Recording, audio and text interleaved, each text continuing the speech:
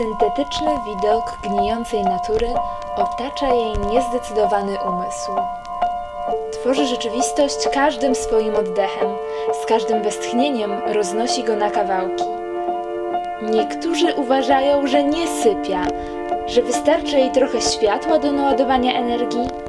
Podobno ktoś widział ją raz stojącą w świetle sklepowej witryny w środku nocy. Zawsze ma przy sobie pogniecione kawałki papieru, a kiedy ich zapomina, przelewa siebie na to, co znajdzie. Zapomniane paragony, obumarłe liście, zapłakane chusteczki. Nigdy ich nie zachowuje, odrywa stopy od ziemi i zrzuca w nicość. Podobno są szczęśliwcy, którzy znaleźli jej zapiski na ulicach czy polach. Ludzie mówią, że całą swoją książkę napisała na dachu wieżowca, że zrzucała strona po stronie, a on biegał dookoła, składał ją w całość. Jo.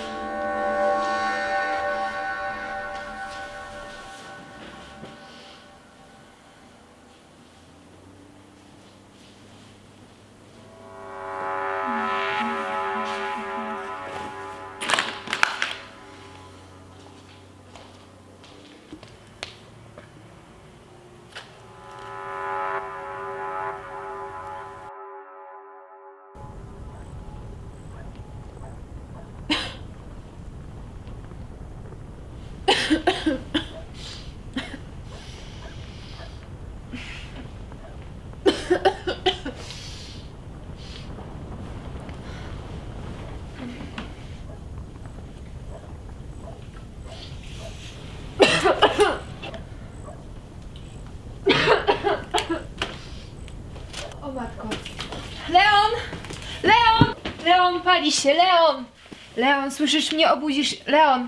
Leon, dzwoń po straż pożarną, proszę cię, szybko, wstawaj, słyszysz? Pali się, ja idę obudzić sąsiadów, Leon, Leon, proszę cię, wstawaj!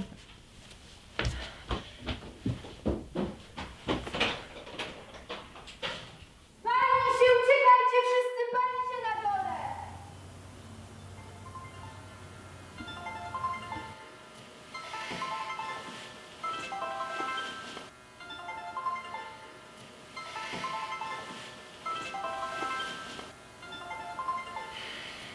Boże, wreszcie! Hej. Wiem, że wolałabyś tego nie słyszeć, ale wielka sztuka chce zrobić o tobie materiał.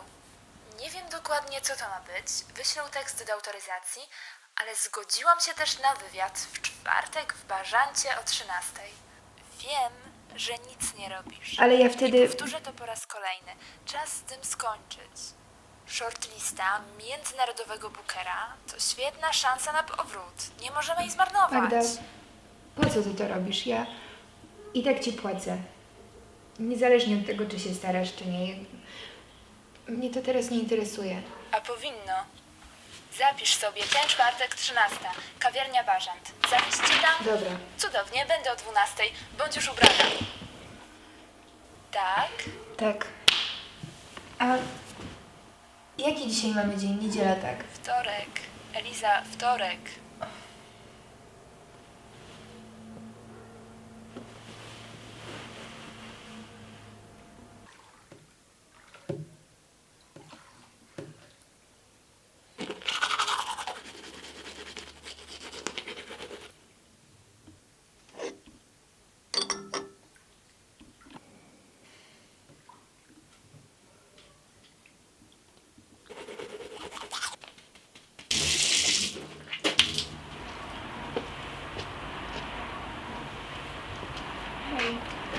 Hej.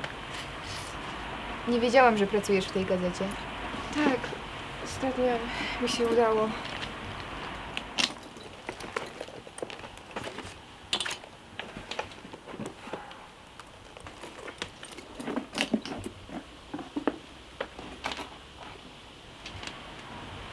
Przepraszam, przykro mi. Przykro ci? Specjalnie ci dali ten temat, prawda? Bo mają nadzieję, że wyciągniesz jakieś soczyste szczegóły. Oni chyba nawet nie wiedzą. To nie ja miałam przeprowadzać ten wywiad, tylko wyszły zawirowania i dlatego tu jestem.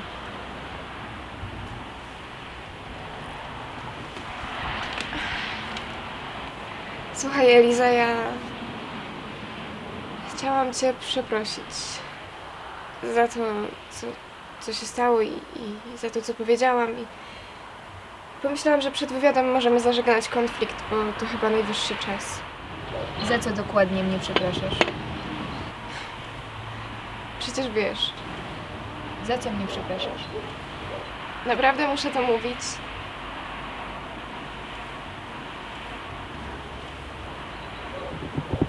Okej, ale przecież wiesz, że dla mnie to też było trudne. Dobrze. Przepraszam cię za to, że zapytałam o 3 rzeczy, które uratowałabyś z pożaru. I za to, że powiedziałam, że to ty go zabiłaś. W ogóle, że powiedziałam, że specjalnie go zabiłaś, to było naprawdę głupie i ja nie mam pojęcia, co chciałam tym Dobrze, osobom. dobra, okej. Przeprosiny przyjęte. Zaczynamy?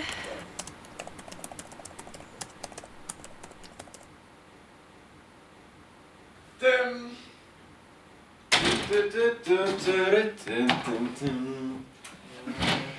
Ooh, I'm in love with your brother.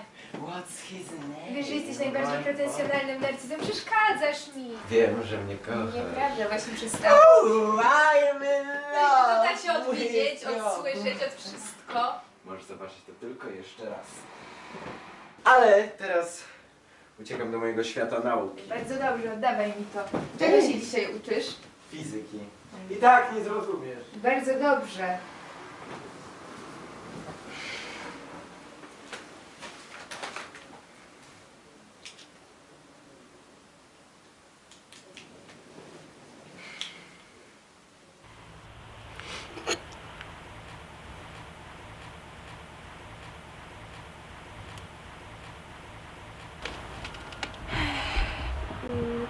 Co robiłaś, gdy dowiedziałaś się, że twoja książka została nominowana do Man Booker International Prize? Prawdopodobnie leżałam. A potem możliwe, że usiadłam. Nie wiem, nie pamiętam. Nie było to dla ciebie ważne? Nie poprawiło humoru? Uśmiechnęłam się. To na pewno, ale... Nie czuję się teraz zbyt dobrze, będąc radosną. Prawdopodobnie w przyszłości docenię ten zaszczyt, który mnie spotkał, ale teraz odczuwam to tylko przez reakcję innych ludzi. W takim razie, kto był pierwszą osobą, którą poinformowałaś o swoim sukcesie? Nie pamiętam. Ja nie pobiegłam do nikogo z tą informacją. To raczej ludzie dowiadywali się o tym i sami mi gratulowali.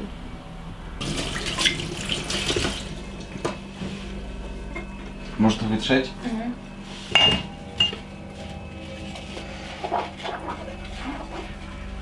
Czy my nie spędzamy ze sobą za dużo czasu? Nie, czemu? Olek tak powiedział. Co powiedział? No, że... O, ty cały czas siedzisz tu z swoją siostrą i wiesz. No przecież czasem wychodzimy. No tak, ale też razem. W sumie to prawda. Co prawda. No, że spędzamy ze sobą dużo czasu. No ale to źle? Oj, przepraszam. Leon! No, Wycieraj no nie, teraz. ale... No wycieraj to. Masz w ogóle jakiś znajomy? No mam, dużo. Ja w sumie też mam tylko tych ze szkoły i ze starej szkoły. Może powinniśmy poznawać nowych ludzi. No to proszę. Nie no, Eliza, mówię poważnie. Może zrobimy sobie takie wyzwanie na poznawanie nowych ludzi. Przestań to głupie. Wyjdźmy poza swoją strefę komfortu. Ja wychodzę poza moją strefę komfortu. Czytając książki o ludziach, którzy wychodzą poza moją strefę komfortu. Zawsze musisz być taką intelektualistką. Ja i tak to zrobię. No dobra, No to dobra. no dobra, Dobra. proszę. Dobrze. Teraz? Tak. Ale teraz jest noc. No co uznaje się najciekawsze?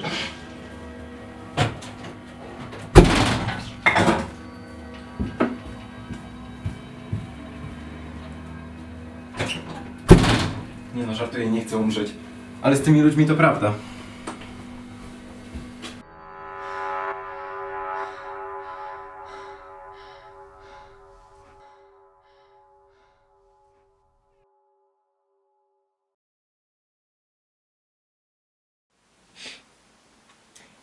O, wiedziałeś, że Eliza była siostrą Napoleona? Leon.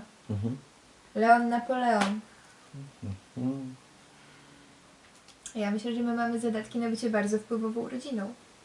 W jakiej dziedzinie? Rozmawiałeś z mamą? Mówiła, że chyba Radek jej się oświadczy. Słucham? Mhm. Go nawet nie znam. No ale to będzie już 5. Dla ciebie 4. O! To z tego ma być znana nasza rodzina? Nie no, ja będę sławną pisarką, a ty będziesz sławnym astrologiem. Tak. Będę sławnym astrologiem, będę wróżyć matce mężów, tobie... Astrofizykiem. Przepraszam. właśnie. Ale Radek? Ile on ma w ogóle lat? Nie wiem. A tak a propos lat, to wiesz kto za 47 dni i 38 minut kończy swoje 19 A urodziny? nie wiem, przypomnij mi. Ja. A czemu ty się z tym tak odnosisz, co? Bo to jest tak, No. że jeżeli przypominasz ludziom o tym, że za te 47 dni i 38 minut kończysz te 19 lat, to wtedy za te 47 dni wszyscy o tym pamiętają, są szczęśliwi, że w końcu przestajesz o tym gadać, a ja jestem szczęśliwy, bo oni pamiętają i wszyscy jesteśmy szczęśliwi. No okej. -2.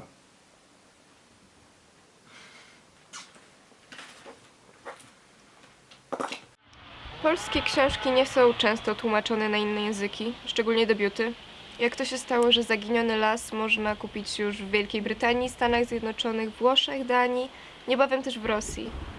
Magia internetu. Zaczęło się od tego, że wrzucałam fragmenty swojej książki na Instagrama, a w tle były zdjęcia Leona. A ludziom się to spodobało. A potem, po polskiej premierze, moja menadżerka Magda wpadła na pomysł, że spróbujemy nowej formy reklamy i nakręciliśmy wtedy taki film, który kreował mnie na jakąś mistyczną postać. Ludziom się to spodobało i wybuchł szał. Wszyscy zaczęli wręcz domagać się lasu. Nawet większy szał wybuchł po pożarze.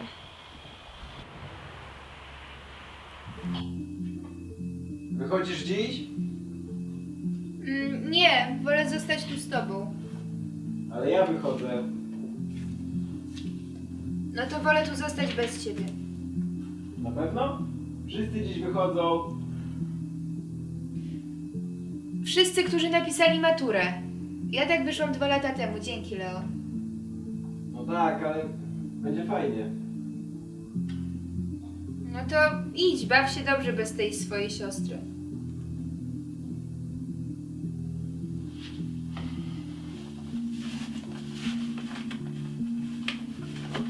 Wychodzę.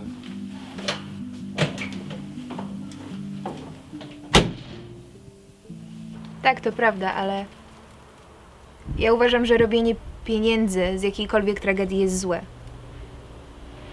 A co jeśli ci ludzie, których uratowałaś, chcieli ci się w ten sposób odwdzięczyć? Możliwe, ale ja tego nie potrzebowałam. Potrzebowałam spokoju, a nie ludzi, którzy swoją obecnością ciągle przypominali mi o tym, co się stało. Bo wiesz, ja zamieniłabym życie każdego z nich za życie Leona. Tylko czy oni chcieli to usłyszeć? Nie. Dlatego wolałam nic nie mówić. Dlatego też odmawiałaś każdemu, kto chciał przeprowadzić z tobą Po wywiad. prostu nie miałam ochoty z nikim rozmawiać. I to się nie zmieniło. A co się zmieniło? To, że teraz minęło tyle czasu, że mogę zostać zmuszona, żeby z kimś porozmawiać.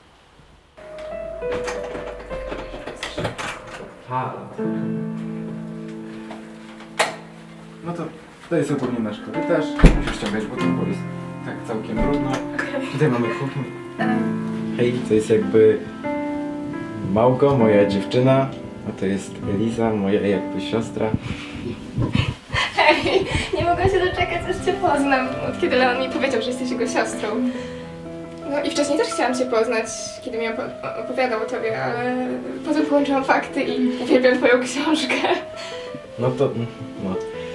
Małgo się jakby interesuje literaturą, chciałaby zostać dziennikarką.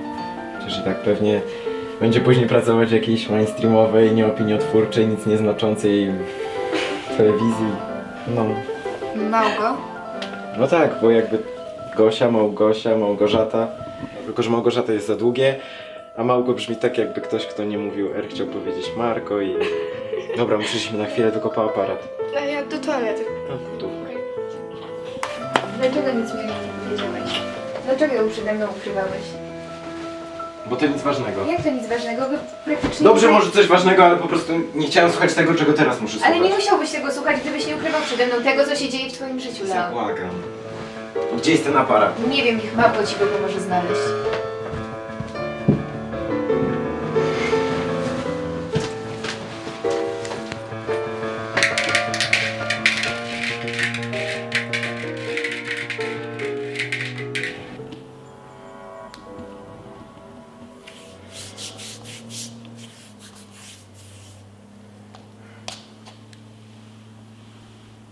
Może zrobimy krótką przerwę. Nie, jest w porządku. Jak opiszesz swoją książkę w jednym zdaniu? Poetycka opowieść o 4 osobach, połączonych w 2 rodzeństwa. Jedno się kocha, drugie nienawidzi, oba kończą się tak samo. To jest napisane na Ja książce. opisuję ją najlepiej. Ale tobie się nie podoba, prawda? Dobrze, to może... Nie, przecież...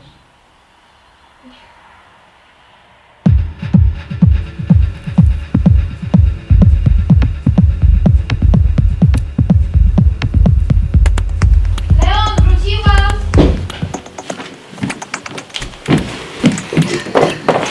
Spotkałam dzisiaj takiego chłopaka, który czytał moją książkę. I to tyle. Pójdź się umyć. Eliza. Jak wam minął dzień? Dobrze. Wiecie co, bo ja chciałabym trochę popracować, więc jakbyście mogli pójść do siebie, to... Na serio jest fajna. Ciebie nie ma w pobliżu.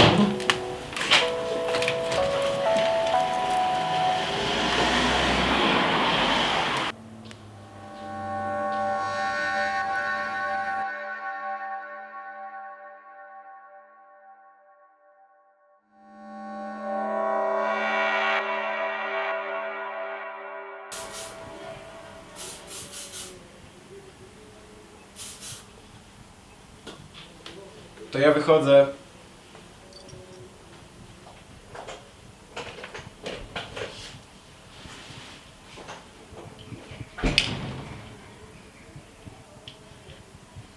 Wszystkiego kurwa najlepszego.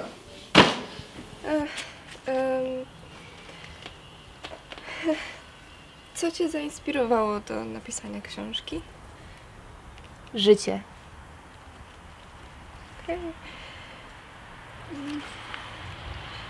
W wielu wywiadach powtarzałaś, że najważniejszą Zapytaj rzeczą... mnie, czy pracuję nad czymś nowym.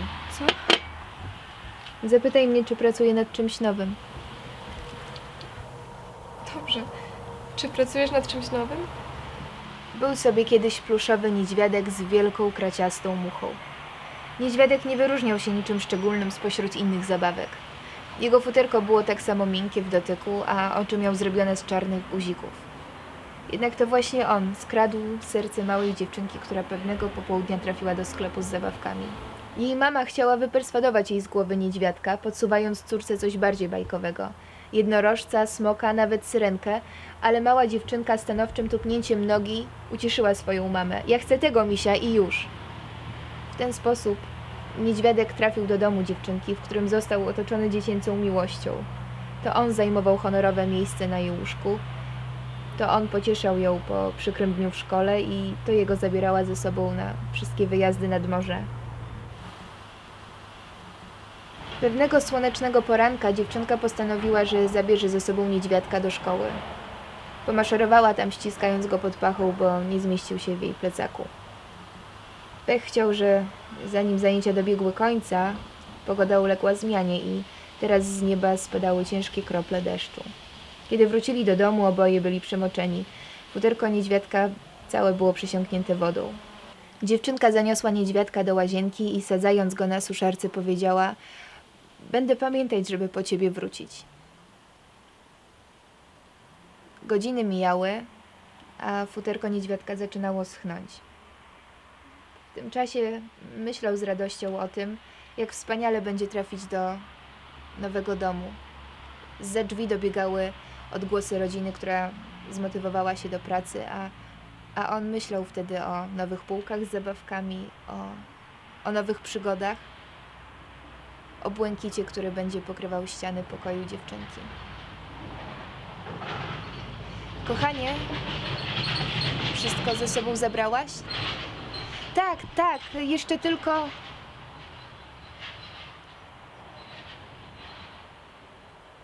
Niedźwiadek, gdyby mógł, uśmiechnąłby się wtedy do siebie.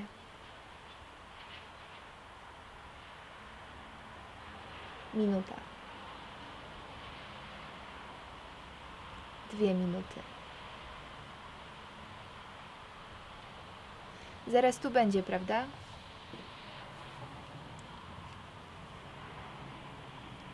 Pięć minut. Obiecała, że mnie nie zostawi.